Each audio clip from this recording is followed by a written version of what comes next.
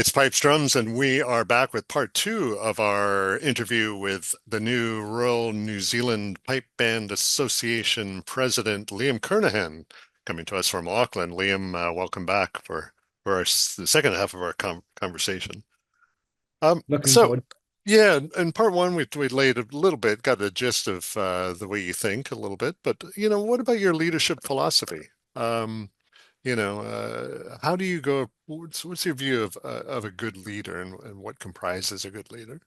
I mean, I'm still, as you know, I'm still a player. I love playing. I'm never considering not playing. And so from my perspective, I've always got sort of a player's mentality first and foremost. And I think, you know, no different to Ian in some respects, but it's always what's best for the players and what's best for the bands that comes first. And so I think everything that we will be trying to do going forward is making sure that whether it's bands, whether it's some of our solo drummers, whether it's the wider piping and drumming community, that the players' interests and what's best for the players kind of sits first and foremost.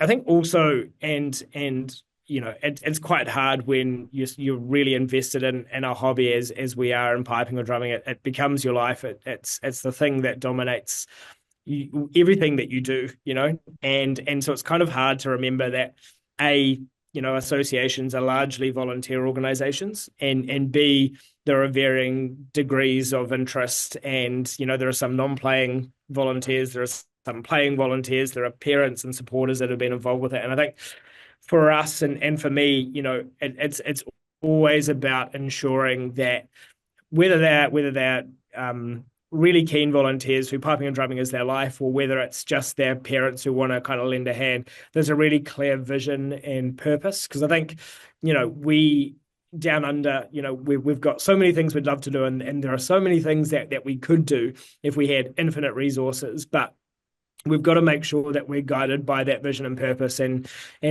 for me, it's all about making sure that we get more young people into piping and drumming, and making sure that our bands can be successful at home and overseas. So I think that's broadly where I'm thinking. I'm very much kind of a team man. I like having a really solid team around me, and we're very lucky to have a great board and a lot of group leaders, whether it's in education or whether it's in our competitions or whether it's in our centres, which are kind of like our branches here in New Zealand. We've got great people right across there, and it's making sure that we're all really aligned on what our vision and purpose is, but also making sure that they've got the support from the association to be able to do their job. Because, as I said, they're all volunteers, they're all doing it out of the love of something. And so we've got to make sure that they feel supported and make sure they've got the tools to be able to do the job that they love doing.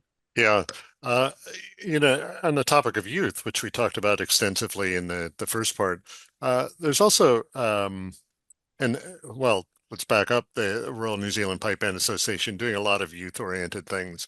Does that leave behind, other people at the other end, say the plus 40, the young people too, but there's a lot of attrition in with pipe band associations. Are you conscious of that as well and retaining those people who might otherwise leave the piping and drumming community? Yeah, absolutely. And while our focus is certainly on making sure we've got that next generation come through, we're totally aware that the majority of our like individual members and bands right across the country are older, and there are lots of older people who might want to pick the skill up at a later point in life, or might have put it down after some time. So I think it's a balance. I mean, we're certainly always going to be trying to encourage particularly younger people to come through and hopefully stay on. But certainly, we want to make sure that particularly those sort of grade 4B, grade 4A, grade 3 bands who have the majority of our members who are older kind of have the same support structures, and feel like they get value from the association. And I think on the attrition point, I think it's a worldwide issue. I don't think any particular jurisdiction is immune from it or faces different challenges. I think here at home, there are a lot of people who play pipes and drums at school, or play it when they are at school. So they're either in a school system, or they're in a local community band, or a city band, and then they go away to university, or they get a job, or they travel the world on their OE, and they stop, or they take a break. And so for us, there's kind of that sweet spot where people either at 18 do it for life and they become lifers, or they sort of take a bit of a break and maybe never come back. And so one of the challenges we're looking at trying to address is how do we encourage people who have a great upbringing and a great sort of first 7 or 8 years learning, kind of keeping them going in the pipe band system. And I think, New Zealand has different challenges maybe to some other parts in the world when it comes to this. People often come from remote rural communities and go into the big city and they experience new things. And so it's trying to make piping and drumming still interesting and still relevant to them when they're kind of getting on with their life. And I think another part of the challenge is people just do sort of grow up sometimes. And so piping and drumming was something they did at school with their mates, and it was a hobby that they enjoyed doing when they had the protection of their parents and kind of family network. But when they kind of get out into the big wide world and things get a bit tougher or things kind of change for them, piping and drumming sort of falls off a little bit. And so how do we make it easier for them to stay involved? How do we kind of make it so that it's something that doesn't matter if you end up getting a really busy job, or you have kids, or life changes a bit, how can we kind of help you to keep going with it? Because for us, it's really important that we want people to stay in, piping and drumming. We think it's not just about the music, it's about the skills, the life skills that they learn outside of just music. And it's also the friendships and the communities that they're part of. And so attrition certainly is a problem for us here at home, like the rest of the world, but it's something we are totally cognizant of and really keen to help bands address. And you as possibly the youngest leader, we think you are the youngest leader, as in the president of a major piping and drumming association, and maybe of all time, who knows? Is that a sign of the times? Do you think things will get a bit younger as far as leadership goes? I hope so, because I think, my background, obviously my day to day, my career has been in politics. And for me, it's always been really important that you've got a full range of voices at the table, and certainly, there is a lot to be said for age and experience and wisdom and having seen it all before and done it all before. And that's why I'm very grateful for Ian staying on and making sure I don't do lots of dumb stuff. But equally, I think the next generation's voice is really important, and not just because it's them at the forefront of competing still, and it's still very much, they've still got a long career to go. But I think they do, we do, I'll include myself in the younger generation, we do think about things differently, and we do have different ways of doing things. So, for instance, while there's a lot that will continue on from Ian's time and Ian's tenure as president, there are things that are going to be different. I think, for instance, we make it really hard for bands to kind of interact with the association. A lot is still done manually. I want to digitize and make it more efficient and make it easier for bands to be part of it and to get information and to be able to access things which help them out. For instance, we have a lot of really remote rural bands who don't have access to tutors. I want to make it easier for them to have the resources to be able to do it themselves and not feel like they're left out. So, I think there are definitely things that we think about differently. For instance, we are 12,000 miles away. We're at the bottom of the world.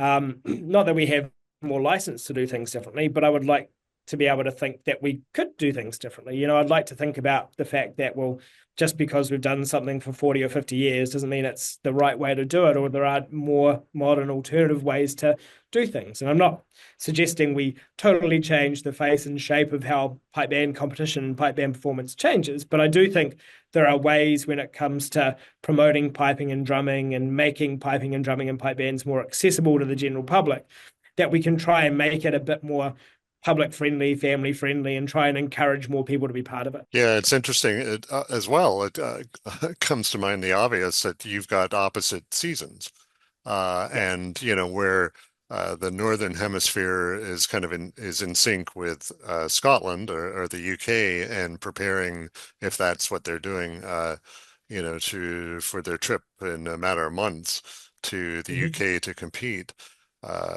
New Zealand, Australia, you've got the ability to kind of do different things and then reset and then head to Scotland. There is a thing with around the world where younger pipers and drummers, maybe New Zealand accepted, other people, there are exceptions for sure. But, getting involved with an association is like, ooh, not doing that. Um, do associations kind of bring that on themselves, pushing people away, or, what's needed to get more younger people involved with their branches or their executive or whatever it might be? Yeah, and look, I mean, it's not that Ian Blakely is a god or anything like that. I mean, he's a great man, but he's not God. But I think he really has been pretty inspirational insofar as bringing younger people into the pipe band association and into the pipe band movement. And I just think, we're a smaller community than the rest of the pipe band will probably. We we are, there's only 5 million, 5.5 million people in New Zealand. And so I think with that, there is a little bit of a Kiwi mentality of everyone's got a muck in at some stage. And I think most people, my age who are still competing and still really wanting to kind of progress the competitive or the playing side of their hobby is it's sort of seen as a bit of a distraction, or it's seen as something that might take up too much time. And certainly one of the things I thought about before I put my hand up was how much is this going to take away from my competitive side? And I'm lucky that I'm not currently competing in a pipe band, so I do have time on my hands. But I think there'll be a lot of people my age and around my age who will just see it as a bit of a distraction from the playing side, and I totally get that. And but I think in New Zealand, as I said, we're a smaller community, and there's always been a bit of um, a culture of we've got to muck in when it's needed, and so like the likes of Greg Wilson, Richard Hawke, Brendan Eade, Marion Horsburgh, and others for years have done that, and now we're seeing the likes of myself, Stuart Easton, Willie Rowe, who are mucking in when it's their turn. And I think without doing our turn is the wrong turn of phrase, but you know what I mean. When we feel like it's probably our time to give back, and so I know for us, we see it being, if we don't make that contribution, then things won't happen, because people do give a long, time to pipe band associations. Most people around the world give decades and decades of time, and it's certainly incredibly valuable. But people do move on, and they retire, or other things happen. And so making sure that you've got people coming through, and right back to the start, Ian Blakely has certainly been encouraging of ensuring we've got new people coming through. We've got young people that are part of the association, and it's not necessarily making sure that you've got a role for someone immediately. It's about what contribution they can make and what skill set they might be able to add to the rest of the association. And so, I would only encourage more young people to be involved, because it's essentially our future, right? It's what we're going to be doing for the next 30, 40, 50 years, hopefully longer. And we've got the opportunity to shape that, and we've got the opportunity to be a part of that. And I think it's not just about the need or the want to give back because of the opportunities you've had, but it's also the opportunity to shape the future. And I think that's incredibly important. Yeah, really well said, and inspirational. And Liam, really wish you nothing but success in your newest venture. You've always got your hands full with things, but you're always an interesting conversation with lots of ideas, and may that be an inspiration for other associations and pipers and drummers around the world. So thank you very much for taking the time, and we'll look forward to talking to you again. Thanks, Andrew. Can't wait. That's Liam Kernaghan, the president of the Royal New Zealand Pipe Bands Association, coming to us from Auckland. Stay tuned to Pipes Drums for more conversations with association leaders.